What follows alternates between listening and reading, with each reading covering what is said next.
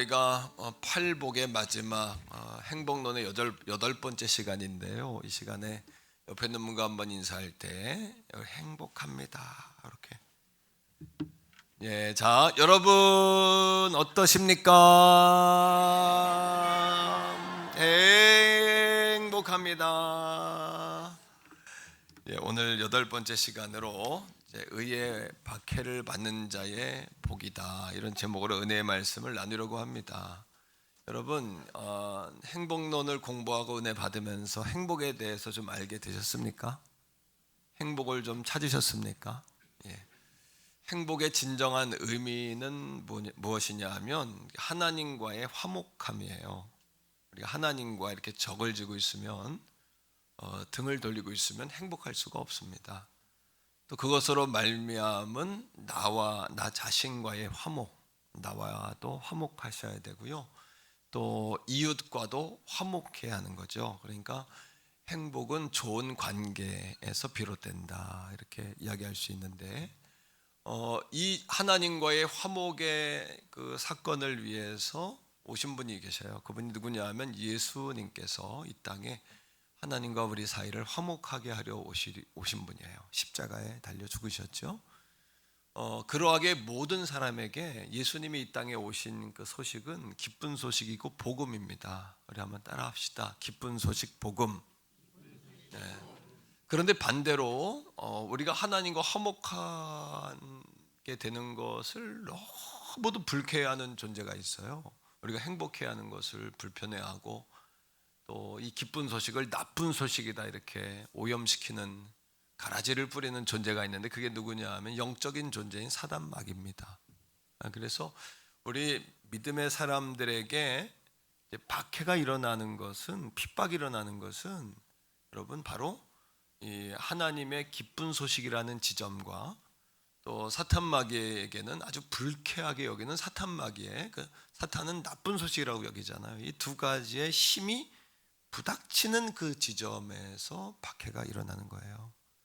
우리가 분별할 것이 있습니다. 뭐냐면 우리가 선한 일을 하다가 당하는 것은 박해 또는 핍박이라고 이야기합니다. 그러나 우리가 악한 일을 하다가 고난을 받을 수도 있어요. 그것은 박해가 아닙니다.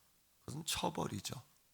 또는 죄로 인해서, 또는 이단이나 잘못된 여러분 종교단체에 들어가서 비진리를 위해 나를 희생하는 것. 어떤 이슬람 청소년이 나이가 15살인데 폭탄 테러 하잖아요. 폭탄을 안고 그냥 버스 이런 데로 뛰어들지 않습니까? 실패를 했어요. 그래서 이제 그거를 이스라엘 여러분 경찰들이 그것을 조사를 이렇게 했는데, 그 이슬람 그 청소년이 뭐라고 이야기하냐 하면, 왜 이런 일을 했냐 그랬더니, 내가 죽으면 내가 이렇게 순교를 하면, 그건 순교라고 이야기하죠. 그들은 잘못된 순교인데, 순교를 하면 저 천국에 가고 우리 알라가 내게 처녀를 70명을 준다 그랬다고. 그렇게 그건 말도 안 되는 진리인데, 그리고 우리 남은 가족들을 영원히 먹고 살 수 있는 것을 공급해 주겠다, 그 약속을 받고 이 젊은 청소년이 여러분 소년이 버스로 뛰어든 거죠. 그러니까 박해와 따라합니다. 박해와 징계는 다르다. 징계는 회개할 문제고요, 박해는 우리가 하나님을 위하여 받는 것인데, 이 사탄과의 이 힘이 충돌하는 그 지점에서 이 박해가 일어나요. 핍박이 일어나요. 이 핍박을 어떻게 이겨야 되냐? 우리 안에 영적인 예수 그리스도의 생명으로 충만할 때 사탄이 저항해 오는 이 세력을 이기게 되는 거죠. 그 예배가 왜 중요하냐면 생명을 얻는 시간인 거예요. 이 시간에 생명을 얻고, 오늘 여러분 떡들 다 드릴 텐데, 교회는 그 배부른 떡도 드리지만 따라합니다. 생명의 떡을 주는 것이다. 이 생명의 떡은 교회가 아니면 받을 수가 없어요. 여러분 아무리 맛있고 배불러도 먹으면 또 배가 고픈데, 이 생명의 떡은 오늘 먹기만 하면 우리 영혼을 살립니다.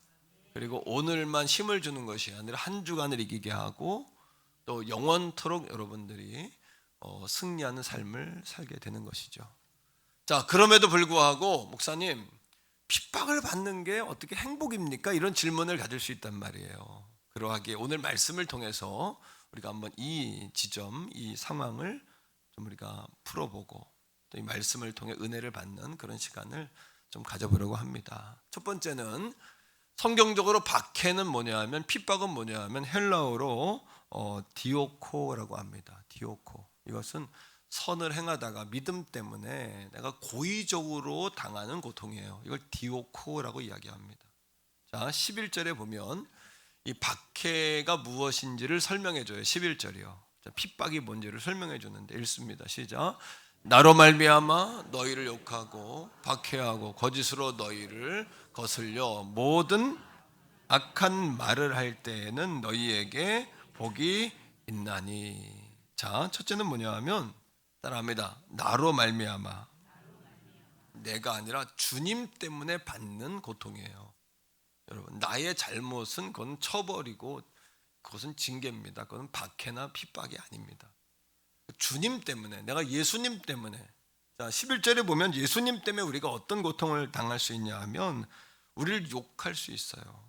불신자, 불신 가정에 들어가서 우리가 안 믿는 남편들 때문에 그런 신앙적으로 굉장히 어려움을 당할 수 있어요. 우리 교회 어떤 성도는 뭐라고 이야기하냐 하면, 목사님, 내가 너무 예수 믿는 것 때문에 고통을 당해서 내 마음이 너덜너덜해졌다는 거예요. 걸레 같아졌대요. 하도 남편이 막 짓밟고 그래서 그 예배하는 것 때문에 그렇게 고통받는 분들도 아직도 있는 겁니다. 그죠? 그러니까 주를 위하여 욕하고 그다음 박해하고 거짓으로 너희를 거슬러서 모든 악한 말을 할 때 너에게 복이 있다. 그러니까 신체적으로 우리가 고통받는 것뿐만 아니라 정신적으로, 때로는 우리가 언어적으로 막 폭행을 당하는 것, 중상모략하는 것, 막 주의를 하다가 때로는 막 우리가 주님 때문에 막 땀 흘렸는데 때로는 오해를 받기도 하고 그럴 수 있죠. 자, 그런 자에게는 복이 있다는 겁니다. 자, 이런 고난 중에는 신앙을 끝까지 지키려고 하다 받는 고난이 있어요. 자, 디모데후서 3장 12절 말씀 한번 읽으세요. 시작. 무릇 그리스도 안에서 경건하게 살고자 하는 자는, 그러니까 다시 말하면 내가 박해를 받는 거, 예수님 때문에 핍박을 받는 것은 내가 그리스도인이라는 증거예요. 사실은요. 예.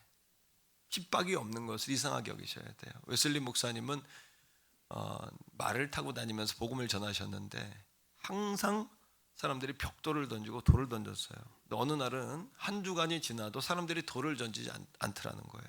그래서 말에서 내려서 하나님 앞에 회개했대요. 내가 참 복음을 전하지 않는 것 같습니다, 하나님. 여러분, 참 복음을 전하면 반드시 저항이 일어나요. 그것이 하나님의 살아계신 복음이기 때문에 그래요. 여러분, 그냥 오늘도 재밌는 얘기, 웃기는 얘기, 그냥 뭐 이렇게 삶을 살아가는 몇 가지 원칙 이런 거 이야기해 주면 잘 들었다 하지만 생명을 살릴 수는 없잖아요. 그런 이야기는 TV에서 신문에서 얼마든지 들을 수 있잖아요. 교회에 와서는 생명의 떡을 먹어야 되는 거예요. 예, 생명의 떡을 먹어야 되는 거예요. 오늘 여러분의 인생의 저주가 끊어져야 돼요. 병원 가면 치료하고 수술하고 꼬매주고 약 먹고 이건 이 정도는 할 수 있어요. 그러나 여러분 인생의 저주를 끊을 수는 없어요. 그러나 복음은 우리 인생의 질병과 인생의 저주와 영원한 죽음이라는 저주를 해결하신 예수 그리스도의 승리인 줄로 믿습니다.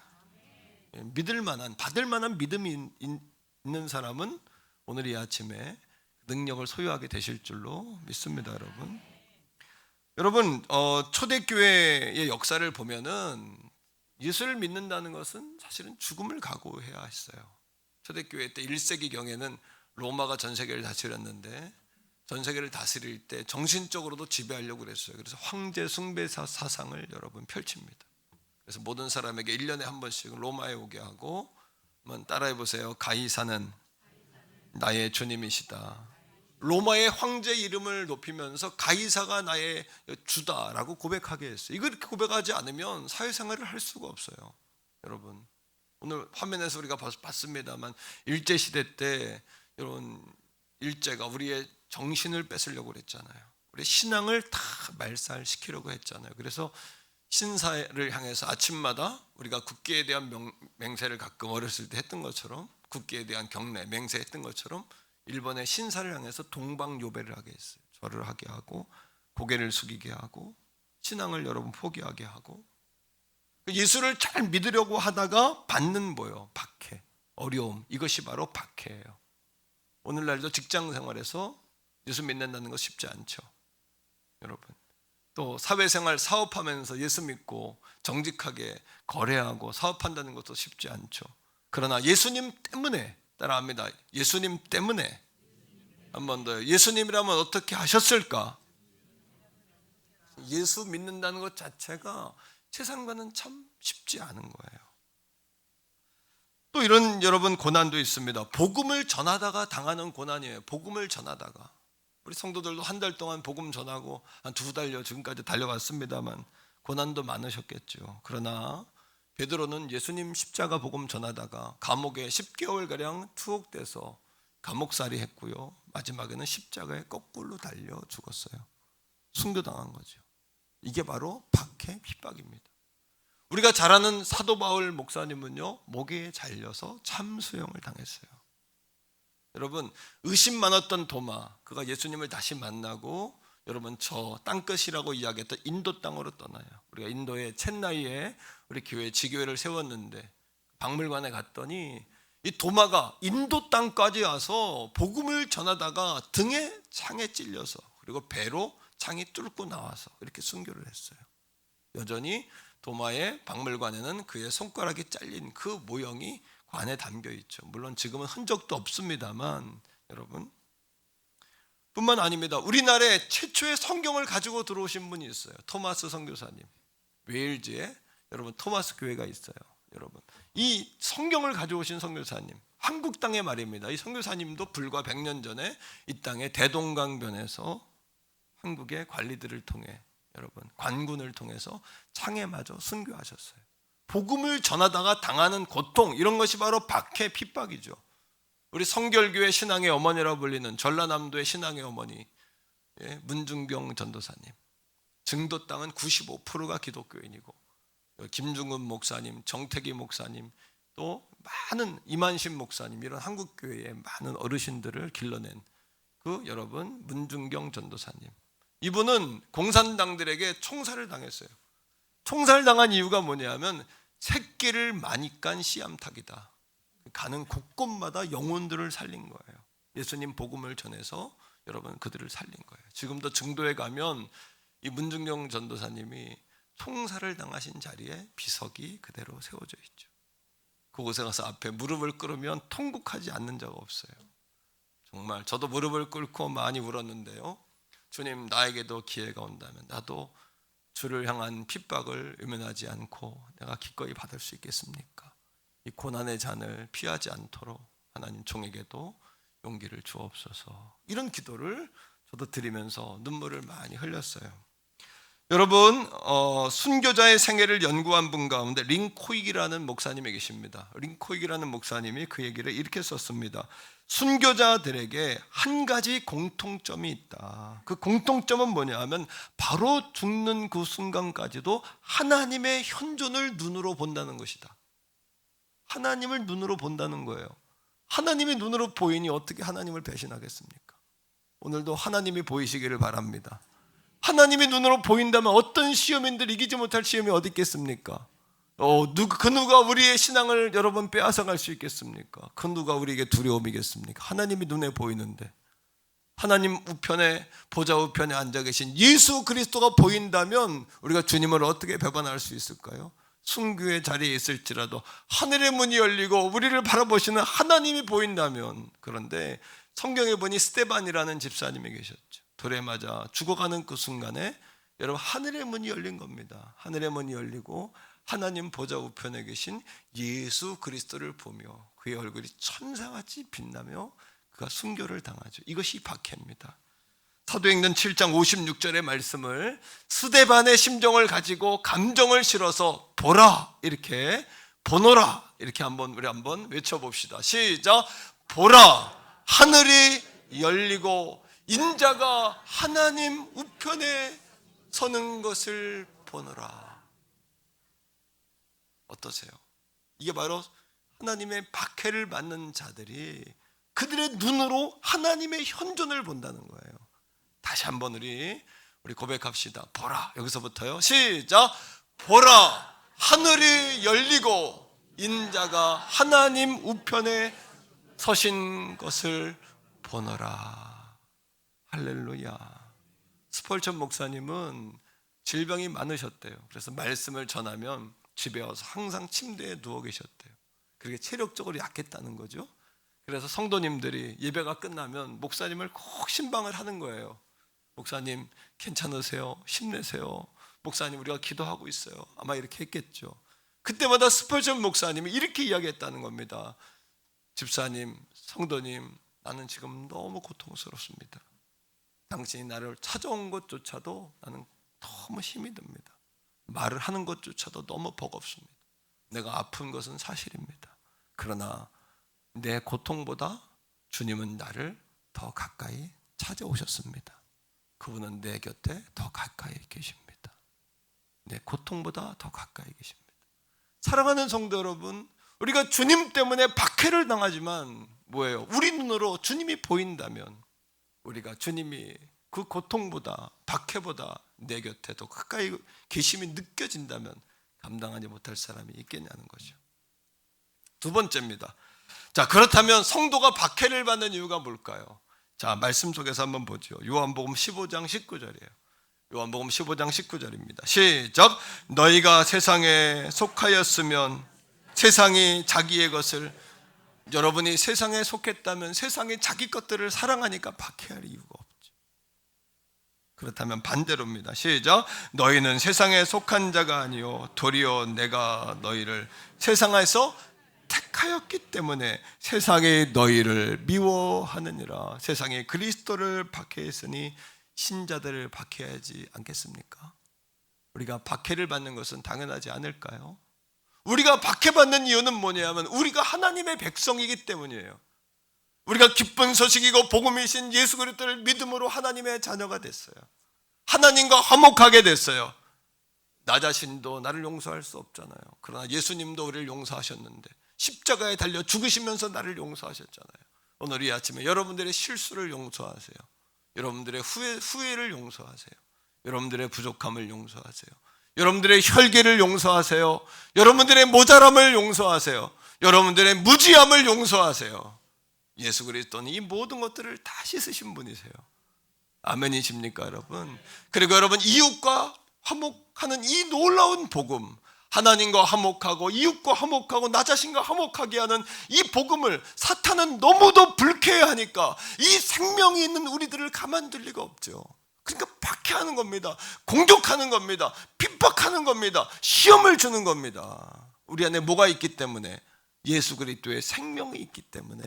우리 안에 뭐가 있기 때문에? 하나님 나라의 상속권이 있기 때문에. 우리 안에 무엇이 있기 때문에? 예수님으로 인한 행복이 우리 안에 있기 때문에. 오늘도 이 사실을 받을 만한 믿음이 있기를 바랍니다. 구원 얻을 믿음이 있기를 바랍니다. 그러니까 시험이 오면 이거예요. 기도하고 말씀을 통해서 그 상황을 비춰보면 답이 나오더라고요. 요즘은 해외여행하기가 수월해졌어요. 그래서 핸드폰에 어플을 깔아가지고 이렇게 이제 어플을 까는 거예요. 깔아가지고 카메라로 뭐 아프리카 말이든 태국 말이든 중국 말이든 일본 말이든 영어든 딱 비추잖아요. 그러면 한글로 해석해서 나오는 거예요. 이게 얼마나 여행이 쉬워졌어요. 심지어는요, 전화기에다 대고, 예? 이 음식은 가격이 얼마입니까? 이렇게 치면 베트남 말로 샬라샬라샬라샬라 나와요. 물론 샬라샬라는 아닙니다. 이게 이렇게 나오는 거예요. 이게 중국 말로 이렇게 나와요. 일본 말로 이렇게 나와요. 이게 어플을 깔아가지고 말을 하면 다 번역을 해주는 거예요. 이게 똑같아요. 사랑합니다. 기도하고 하나님의 말씀으로 비추어 보면 해석이 나온다. 이게 해석이 나와요. 아, 그 사람이 내가 미워서 그런 게 아니라 마귀가 마귀 짓을 했구나. 때로는 남편들도 아내들에게 마귀 짓을 할 때가 있어요. 남편들이요, 죄송합니다. 바꿔 이야기할까? 아내들도 남편들에게 마귀 짓을 할 때가 있어요. 마귀 짓이 뭐예요? 부정적인 이야기하고 예? 막 그냥 묶이는 얘기하고 막 저주하는 이야기하고, 이게 마귀 얘기거든요. 저주하고 사람을 더 이상 자라지 못하게 하고 싹을 자르고 뿌리까지 흔들고, 이거는 하나님 기뻐하는 말이 아니거든요. 때로는 내가 믿었던 사람, 의지했던 그 사람이 내게 고통을 줄 때도 있어요. 그런데 그것도 뭘로 해석하자? 따라합니다. 기도하고 성경 말씀으로 비춰보면 답이 나온다. 아, 내가 왜 핍박을 받나, 왜 환난이 왔나, 시험이 왔나. 이게 마귀가 하나님과 화목한 것을 이것을 못 견디고 나를 하나님과 띄워놓으려고 그러는구나, 나를 교회와 띄워놓으려고 하는구나. 여러분, 이거를 깨달아야 돼요. 이거를 깨달아야 돼요. 예수 그리스도도 핍박한 세상이 그리스도인들을 핍박하지 않겠습니까? 우리를 왜 핍박할까요? 하나님을 이길 수 없으니까 하나님의 백성들을 공격하는 거란 말이에요. 하나님을 어떻게 이깁니까? 그러니 여러분, 핍박당할 때 하나님의 강력한 임재가 우리에게 있는 거예요. 하나님의 살아계심이 있는 겁니다. 아멘으로 받으셔요. 아멘으로. 여러분, 네 믿음이 너를 구원한 거잖아요. 여러분의 하나님 말씀이 선포되지만 아멘으로 받을 때 여러분에게 역사가 일어나는 거 아닙니까? 믿음대로 될지어다. 믿는 자에게 능치 못함이 없느니라. 따라 내 믿음이 너를 구원했느니라. 믿는 자에게 능치 못함이 없느니라. 그러니까 여러분, 귀신 들린 아이를 데려온 아버지가 뭐라고 이야기합니까?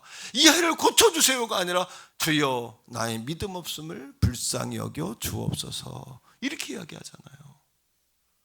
박해를 받을 때, 주를 위하여 박해를 받고 핍박을 받을 때 징계와 처벌은 회개할 문제입니다.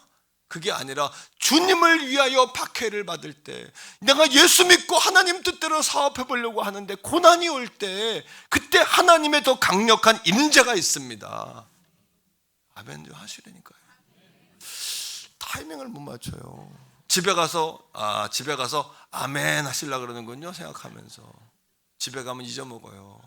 그러니까 따라합니다. 예배 전에 예배하고, 예배 중에 예배하고, 예배 후에 예배하자. 이 말씀을 전하는 앞에 있는 목회자가 여러분, 신학대학 나오고 신학대학원 나오고 신학대학원을 또 나오고 박사과정까지 다 마쳤어요. 30년 제가 목회합니다. 세상적으로 말하면 장인이에요. 21년을 이 한 교회 개척해서 여기까지 왔습니다. 무슨 얘기하냐 하면, 그냥 이제는 그냥 습관적으로 말씀을 전해도 돼요, 신앙생활이. 그거 가지고 능력이 안 되니까 안 되는 거예요. 진정한 능력은 저도 눈 뜨는 순간부터 눈 감는 순간까지, 눈 감고 잠잘 때까지도 전신갑주로 나를 무장시키는 거예요. 목사인 나도 그렇게 무장을 시키고 하나님 말씀을 읽을 때 아멘입니다 주님, 믿습니다 주님, 될 줄로 믿습니다 주님. 천국은 침노하는 자의 것이에요. 너는 내게 부르짖으라 하셨고 내가 알지 못하는 크고 은밀한 것을 내게 보인다고 하셨잖아요. 구원받을 믿음이 있기를 바랍니다. 박해받을 때 하나님의 임재가 강력합니다. 이거 가지고 안 돼요. 이거 가지고 지금 그렇게 세상을 이런 태도로 살아서 이길 수 있는 세상이 아닌 거예요. 영적 상황이 이래서 되는 게 아니라니까요. 소리만 팩팩 지르려는 게 아니라 정말 마음으로 우러나는 아멘을 한번 옆에 있는 분에게 말해주세요. 자, 하나님 앞에 시원하게 아멘 하세요. 시작. 아멘 할 때 여러분 안에 있던 더러운 게 밖으로 확 쏟아지는 거잖아요. 영적으로 보면 그렇거든요. 여러분 노래방 가서 노래 신나게 부르면 어때요? 시원해 안 시원해? 노래방과 노래는 시원하게 해보셨나 보네요. 또. 시원하게 노래도 못하지만 돼지 멱다는 소리 가지고 소주 한 대 딱 먹고 들어가가지고 막 춤도 못 추는 거 추면서 막 전 제라를 하고 나면 시원하잖아요. 몸도 마음도. 그게 왜 그럴까요? 속에 있는 게 밖으로 터지니까. 그런데 육적인 근심과 고민은 그거 가지고 털려요. 하지만 근원적인 문제는 뭐 할 때 터져요? 찬양하고 말씀 읽고 아멘 아멘 아멘 아멘 아멘. 그럴 때 질병에 치유받을 믿음, 구원받을 믿음, 예수님의 십자가 피를 믿는 믿음. 예수님 십자가에 죽는데 그거를 그냥 아멘 어떤 사람은 그냥 경건한 척하면 입이 꼭 다물고, 안 돼, 이거 가지고 안 돼. 이거 가지고 안 돼요. 역사가 일어날 믿음이 있어야 되잖아요. 우리가 박해받을 때 하나님의 강력한 임재가 있습니다.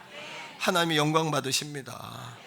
다니엘의 세 친구가 느부갓네살 왕이 금신상에 절해라 했더니 종교 가지고 박해하는 거예요. 항상 로마 시대에도 황제 숭배, 바벨론 시대에도 느부갓네살 왕을 통해서 종교로 핍박을 해요. 항상 모든 시대. 왜 그러냐면 인간의 근본은 자기가 신이 되고 싶은 욕망이 있어요.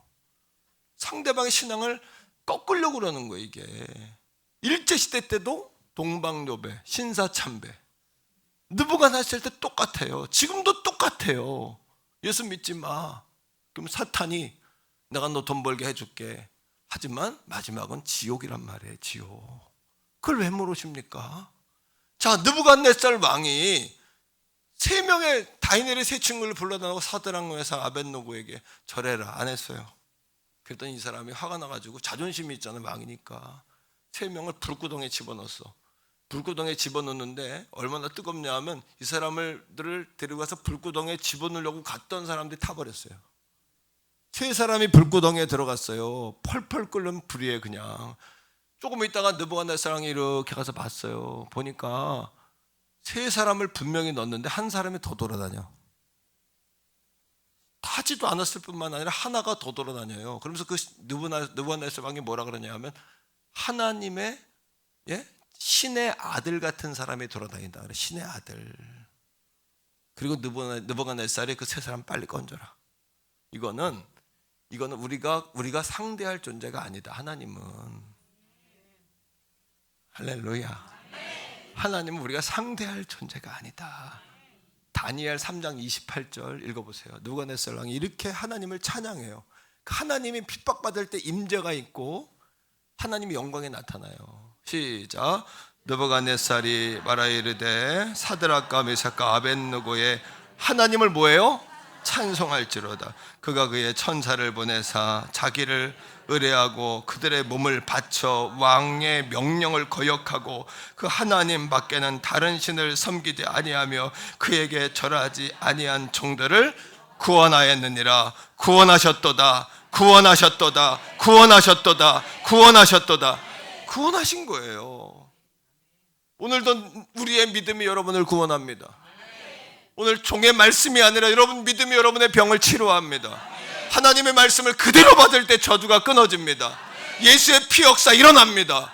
예수의 피는 여러분 사망에서 생명으로 옮기신 놀라운 영적 대혁명입니다. 여러분 그 인생의 역사가 우리 삶 가운데 펼쳐진단 말이에요. 어떻게 하냐? 기도하고 말씀으로 비춰보면 답이 나온다. 말씀으로 보면, 말씀의 안경을 쓰고 보면 핸드폰 어플 간 것처럼 답이 쭈루쭈루 번역이 돼가지고 나온다는 거예요. 사도 바울이 언제 하나님의 가장 강력한 임재를 경험했을까요? 사도 바울은 빌립보에서 복음을 전하다가 귀신 들린 아이의 귀신을 쫓아버렸어요. 그 주인이 이 귀신 들린 아이를 가지고 점쳐가지고 돈을 벌었거든요. 그 종의 주인이 사도 바울을 고소해서 바울이 감옥에 들어가요. 세상 사람들은 다 이용해 먹으려고 그래요. 조금 인격적이고 도덕적인 사람은 윈윈 하려고 그래요. 이 정도만 돼도 괜찮은 거예요. 그러나 하나님의 사랑은 아가페의 사랑이에요. 하나님의 사랑은 이용해 먹으려고 하는 게 아니라 너도 잘 되고 나도 잘 되고를 넘어서서 네가 잘 됨으로 나도 잘 되는 거예요. 네가 잘 됨으로 나도 잘 되는 거예요. 할렐루야. 이 은혜거든요. 감옥에 들어가서 뭐 합니까? 감옥에 들어가 우리 같으면 야 주회를 하다가 이렇게 시험이 온다. 야 끈 안에 교회 끊는지 안 다녀. 그러나 따라요. 시험 옆에 축복이 있다. 별에 별것도 아닌 거 시험 드는 거예요. 뭐 시험 들 사람은 자다가도 시험이 들어. 꿈 가지고도 그 꿈을 지가 꿨지 내가 꾸게 해줬나? 꿈자리가 뒤숭숭해다 시험이 드는 거야. 여러분 꿈속에서도 여러분 막 귀신이 역사하고 뱀이 보이고 막 그런다는 거야. 예수님의 보혈로 물리치세요. 그리고 여러분 시험 옆에 뭐가 있다? 여러분 말씀을 듣고 그냥 아멘하고 그냥 받아가지고 가면 되는데 걸어가다 시험에 들어. 왜 걸어가다 시험에 들어? 에? 뛰어가지 그러면 절대 그러지 뛰어가세요. 그러니까 여러분 시험에 들려면 별거 가지고 다 걸리는 거야. 은혜 받으려면 별거 가지고 다 은혜를 받아. 목사님이 설교하다 막 실수한 거 가지고 은혜 받아. 너무 인간적이야 우리 목사님 하면서. 근데 뾰족한 사람들은 뭐 실수를 다 하고. 내가 신입니까? 여러분 별거 가지고 은혜를 다 받는 거예요. 여러분 바울이 감옥에 들어갔을 때 뭐 하는 거예요? 아버지 쫄지 않고 기도하고 말씀으로 비춰보니 이건 마귀가 역사하는 거잖아요. 하나님 마귀가 핍박이잖아요. 징계가 아니라. 이걸 구분해야지. 징계면 회개해야지. 핍박은 담대해야 되는 거예요. 하나님께 부르짖고 찬송하고 기도하니까 예배를 드린 거예요. 예배를 드리니까 땅이 흔들리고 옥문이 열리고 손발에 묶였던 착고가 풀어지면서 제수들이 다 뛰쳐나갔어. 간수가 벌벌 떨며 막 자살하려고 그래. 그 바울이 찾아가. 그 사람이 그러는 거예요. 내가 어떻게 구원을 받나이까? 사도행전 16장 31절에 주 예수를 믿어라. 너와 내 집이 구원을 얻으리라. 그 사건을 통하여 빌립보 지역에 여러분 복음이 일어나고 유럽의 최초의 교회가 빌립보에 세워지고 빌립보의 루디아를 통하여 사도 바울이 평생 동안 주의 일에 충성할 수 있는 길이 열렸다는 거 아닙니까? 그게 여러분 복음 전파의 역사가 되고 핍박을 통하여 하나님의 살아계심이 증거된다는 거예요. 그래서 영국의 목회자요 신학자였던 토마스 왓슨이 한 말이 있어요. 기독교에 예수님을 경험할 수 있는 성례가 있어요. 성찬과 세례. 성찬과 세례를 통해 예수님을 경험하는데 한 가지가 더 있다. 제3의 성례가 있다. 그것은 성도가 당하는 고난이다 그랬어요. 고난을 통하여 예수 그리스도를 경험하게 된다는 거예요. 주의 십자가를 알게 된다는 거예요. 말씀을 맺습니다. 자, 마태복음 5장 10절, 11절, 12절을 다 같이 마지막으로 읽어요. 시작. 을을 위하여 박해를 받는 자는 복이 있나니 천국이 그들의 것임이라. 11절. 너희를 욕하고 박해하고 거짓으로 너희를 거슬러 모든 악한 말을 할 때 너희에게 복이 있나니. 12절. 기뻐하고 즐거워하라. 하늘에서 너희 상이 큼이라. 너희 전에 있던 선지자들도 이같이 박해를. 여러분 고난은 당할 수 있지만 영혼은 자유롭잖아요. 예수 떠나면 편해요? 그 충성의 자리 떠나면 마음이 노골노골하고 잠도 잘 오고 그렇던가요? 예? 내가 갑자기 교회를 갔더니 밤에 뱀이 나타나고 죽은 조상이 나타나고, 그럼 평소에는 안 나타났나요? 그런 분은 원래 나타났던 분이거든요. 예수님의 이름으로 쫓아버리세요. 귀신의 역사, 마귀 역사거든요. 왜 당합니까? 예수의 이름으로 쫓아버리세요. 한번 해보세요. 나는 약하나 예수는 강하시다. 예수께서 나를 위해 십자가에 죽으셨다. 귀신아 예수의 이름으로 떠나가라. 아무것도 아니에요. 허상이에요. 허상. 마귀 역사인데요. 이 충돌하는 지점에서 핍박과 박해가 일어난다고 영적인 해석을 했잖아요. 여러분 우리가 예수님의 십자가의 승리가 어디서 왔을까요? 예수님의 십자가의 승리는 어디에서 왔냐 하면 여러분 나를 보내시니가 나를 혼자 두지 않는다라는 그 확신에서 온 거예요. 요한복음 8장 29절인데 한 번 더 읽습니다. 시작. 나를 보내시니가 나와 함께 하시도다. 나는 항상 그가 기뻐하시는 일을 행함으로 나를 혼자 두지 아니하셨다. 우리가 항상 하나님을 기뻐하는 일을 할 때 하나님 우리를 절대 혼자 두지 아니하신대요. 근데 우리가 하나님 앞에 벌 받을 일, 책망 받을 일을 하니까 핍박과 박해가 아니라 징계와 처벌이 있는 거죠. 선한 일을 하다 어려움을 당하면 우리는 박해라 그래요. 박해주의자라 그래요. 그죠? 근데 악한 일을 하다 벌 받는 건 우리는 박해라고 안 그래요. 처벌이라 그러죠. 이거 구분하셔야 돼요. 우리 하나님 앞에서. 하나님은 두루뭉술한 분이 아니라 하나님의 말씀은 날이 선 검과 같다 그랬어요. 심령관절 골수를 쪼갠다 그랬어요. 우리의 마음의 깊은 것까지 오늘도 감찰하신 줄로 믿습니다. 하나님 기뻐하시는 일을 하는 사람과 하나님은 영원히 함께 하신답니다. 이게 바로 성도의 능력이에요. 고난의 사이즈가 문제가 아니라 내 안에 예수 생명이 얼마나 크냐, 예수 생명의 불이 내 안에 있느냐가 문제 아닐까요? 내 안에 불이 있는 거 말입니다. 주기철 목사님이 1944년 순교하셨어요. 마지막 1940년 평양 산정현교회에서 마지막 설교하실 때 자신의 죽음을 앞두고 이렇게 설교하셨어요. 주님을 위하여 오는 고난을 이제 내가 피하였다가 이 다음에 무슨 낯으로 주님을 만나겠습니까? 너는 내 영광과 평안과 즐거움 다 받아 누리고 고난의 자는 어찌하였냐고 물으신다면 나는 어떤 말로 대답하겠습니까? 너는 내가 준 유일한 유산인 십자가를 어찌하였냐고 물으신다면 나는 무슨 말로 대답하겠습니까? 예수 때문에 호강하고 대접하고 살았잖아요. 예수 때문에 잘 먹고 잘 살았잖아요. 예수 때문에 고난이 와도 의지할 거 있게 살았잖아요. 우리에게 비빌 언덕 있잖아요. 먹고 살게 됐잖아요. 여러분 죄송하지만 다 죽을 수밖에 없는 병자, 가난뱅이, 부도난 자, 절름박이 다 모여가지고 예수 안에 새 사람 됐잖아요. 얼마나 복을 받았습니까? 근데 내가 나를 위해 핍박 외면한다면 내가 주님 앞에 서는 그날에 뭐라고 말하겠냐는 거예요. 성도들 가운데 스토리 들어보면 다 구구절절 하나님의 은혜가 아니면 여기까지 살아올 사람이 없더라고요. 다 주의 은혜더라고요. 믿습니까 여러분? 마지막 성도들에게 5가지 부탁하셨어요. 기도 제목: 첫째, 죽음의 권세 이기게 해주세요. 둘째, 장기간의 고난 견디게 해주세요. 손 마디마디 관절을 다 꺾었어요. 손톱 뺐어요. 혀를 빼고 이 다 흔들어 빼고 거꾸로 매달아 채찍하고 가시 여러분 못 위에 밟고 건너가게 했어요. 근데 왜 주님 모른다고 배신 못했을까요? 스데반처럼 하늘의 문이 열리고 하늘 보자 우편에 안 계신 예수님이 눈에 보이는데 어떻게 배반해요? 그게 눈에 보이는데 어떻게 주님 배반해요? 조금 있으면 천국 가는데. 세 번째, 늙은 어머니와 눈물로 기도하는 아내와 어린애들 하나님 지켜주시고 성도님들께 부탁합니다 했어요. 네 번째, 의에 살고 의에 죽게 해주세요. 5번째, 하나님 내 영혼을 주께 부탁합니다. 사랑하는 성도들이요, 하나님께서 성도들의 핍박을 이길 힘은 어디서 와요? 하나님을 의지하면서 와요. 교회는 유람선이 아니고 교회는 항공모함이에요. 오늘도 교회는 전투하는 곳이에요. 그리고 여러분, 날마다 전신갑주 입어야 돼요. 입어도 되고 안 입어도 되는 게 아니에요. 무거워요. 전신갑주 가보시니까. 하지만 깨어나서부터 잘 때까지 머리부터 발끝까지 전신갑주 취하고 살아야 돼요.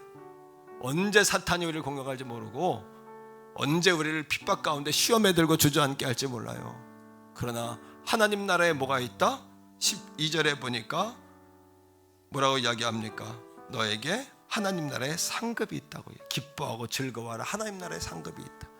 하나님 나라의 천국의 기쁨을 지금부터 우리 누리고 살잖아요. 우리 안에 하나님 보이는 거 어떻게 합니까? 한번 고백적으로 말해요. 하나님 보이는데 어떻게 합니까? 한 번 더요. 내 눈에 보이는 거 어떻게 합니까? 이 시간 우리 같이 기도할 때 하나님 오늘 말씀 그대로 핍박 두려워하지 않게 하시고 징계는 회개하게 하시고 핍박과 박해 하나님 감당케 하시고 하나님 이겨야 될 때 성령님 내 눈에 보이셔서 하나님 내 눈에 보이셔서 이기게 해주세요. 같이 한번 주여 부르고 기도합니다. 주여. 아버지 하나님 감사합니다. 오늘 말씀을 통해 은혜 주심을 감사, 깨닫게 하심을 감사, 주님 바라보게 하심을 감사. 아버지 하나님 고난 중에도 주님 바라보게 하심을 감사. 스데반이 순교하는 중에도 하나님의 현존을 보았습니다. 보라, 하늘문이 열리고 보좌 우편에 서신 예수를 보라. 보라, 하늘문이 열리고 보좌 우편에 계신 예수를 보노라. 보라, 하늘의 문이 열리고 보좌 우편에 앉으신 예수를 보라. 보라, 하늘의 문이 열리고 하나님 보좌 우편에 서신 예수를 보노라. 보라, 하늘의 문이 열리고 하나님 우편에 앉아 계신 우편에 계신 예수를 보노라. 아버지 우리의 일상 속에 살아가는 성도들이 그 예수님을 눈으로 보며 손으로 붙잡으며 질병과 고난보다 더 가까이 예수님을 체험하게 하여 주옵소서. 믿습니다. 주님,